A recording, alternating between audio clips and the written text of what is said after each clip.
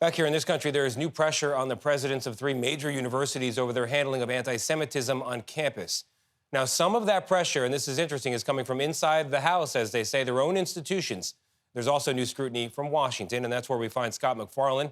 He's on Capitol Hill for us. Scott, good morning. Tony, good morning. A House committee is launching an investigation that is going to wield subpoenas and dig deeper into what's been happening on the campuses of three of America's most prestigious universities.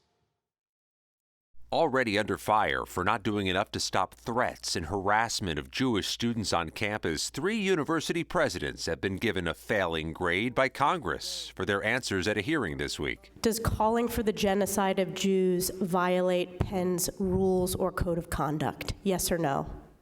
If the speech turns into conduct, it can be harassment. It is a context-dependent decision, Congresswoman. New York Republican Elise Stefanik, who led the questioning. Calling for the genocide of Jews violates Harvard Code of Conduct, correct?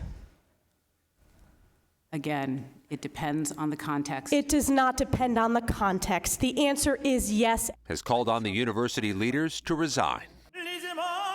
Last night, the second gentleman, Doug Emhoff, weighed in at the national menorah lighting. We've seen the presidents of some of our most elite universities literally unable to denounce calling for the genocide of Jews as anti-Semitic.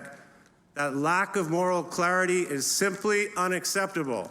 The testimony also led Rabbi David Wolpe to step down from an anti-Semitism advisory committee at Harvard. We were craving leadership and bluntness and clarity and directness. I did not feel as though I could stay in good conscience on the committee without more results. MIT grad student Talia Khan, who attended this week's congressional hearing, says her school hasn't taken enough action to discipline those who've made threats. This shouldn't be happening. It shouldn't be that students are crying every other day because they're so afraid of being publicly Jewish.